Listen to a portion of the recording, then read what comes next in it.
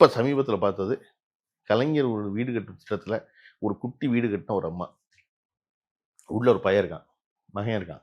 வந்தோடனே மகன் இயல்பா கொஞ்சம் வளர்ந்த பையங்கிறனால கையெடுத்து கும்பிட்டுட்டு அவருக்கு வந்து வணக்கம் சொல்லிட்டு சொல்கிறான். அப்படியா படிக்கிறீங்களா, என்ன படிக்கிறீங்க? ஒரு குட்டி பிள்ளை இருக்குது. அந்த குட்டி பிள்ளை இந்த அம்மா கையெடுத்து கும்பிட வைக்குது, வணக்கம் சொல்ல வைக்குது. அந்த என்ன படிக்கிறீங்கன்னு கேட்குறாரு. கேட்டு முடித்தோடனே முதலமைச்சர் தன் வீட்டுக்குள்ளே வந்து அமர்ந்திருக்கிறார். அவரால் நலம் பெற்றிருக்கேன் அப்படின்னு நினச்ச அந்த அம்மா பேசிக்கிட்டு இருக்கும் பொழுது விம்மிடுது.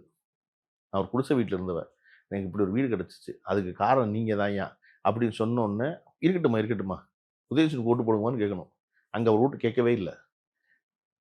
அழுகிற ஒரு மகளை உடனே நம்ம என்ன செய்யணும் வீட்டில், சரி சரி பரவாயில்ல, அவள் அழுகிறது கம்ப்ளைண்ட் அழுகலை, நெகிழ்ந்து அழுகிறா, நன்றி சொல்கிற எண்ணத்தில் அழுகிறா. நம்ம உடனே சரி சரி பரவாயில்ல பரவாயில்ல பிள்ளை கழுத போய் வேலையை பாரு அப்படின்னு அனுப்பவும் இல்லையா? அந்த டோனில் அந்த பொண்ணா நெகிழ்ந்து அழுக ஆரம்பிச்ச உடனே, சரிம்மா சரிம்மா இருக்கட்டுமா, சரி எங்க கொஞ்சம் குடி தண்ணி கொடு அப்படிங்கிறாரு. என்னன்னா இந்த எமோஷனை கன்னியூ பண்ண வேண்டாம், தழுப்பிடுவாவ, மேற்கொண்டு ஆயிரம் வேணும், பரவாயில்ல போயிட்டு போகுது, நம்ம மக வயசு தானே அவ அப்படிங்கிறதுல இப்போ நீங்க பார்த்தீங்க உடனே அவசரமா நீ போய் தண்ணி கொண்டு வா அப்படிம்பாரு.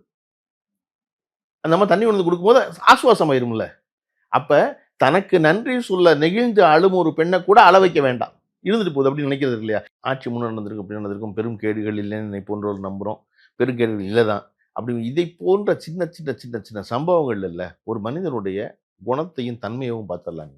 அதைத்தான் நான் பார்க்குறேன், ஆச்சரியப்படுறேன் நான். ஒருத்தர் எப்படி வந்து இதை வந்து இவ்வளவு வந்து இலகுவாக கையாளுறாரு இதுங்கிறது.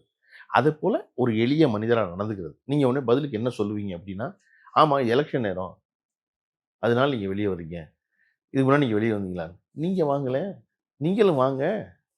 அவர் ஏற்கனவே முதலமைச்சராக இருந்தவர்ப்பா, வர்றாரு திரும்ப வரணும்னு. நீங்கள் முதலமைச்சர் இல்லைல்ல, நீங்கள் வாங்க.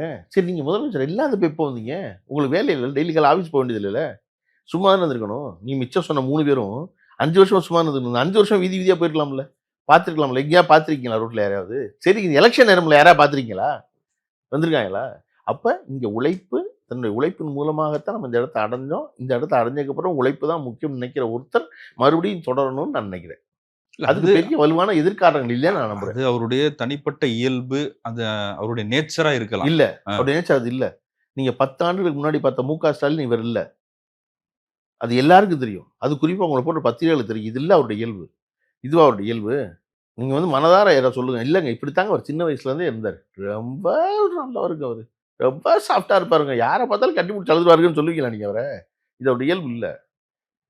நான் சொல்வது இந்த இடத்துக்கு வந்த பிறகு அதை தன்னுடைய இயல்பாக மாற்றிக் கொள்வது இருக்கு இல்லையா? அதுதான் வந்து ரொம்ப முக்கியம். நீங்க வந்து காலத்தால் பண்படணும். நான் அப்படி ஒரு பண்பட்ட ஒரு ஆளாகத்தான் நம்முடைய முதல்வர பார்க்கிறேன். திரு ஸ்டாலின் அவர்கள பார்க்கிறேன்.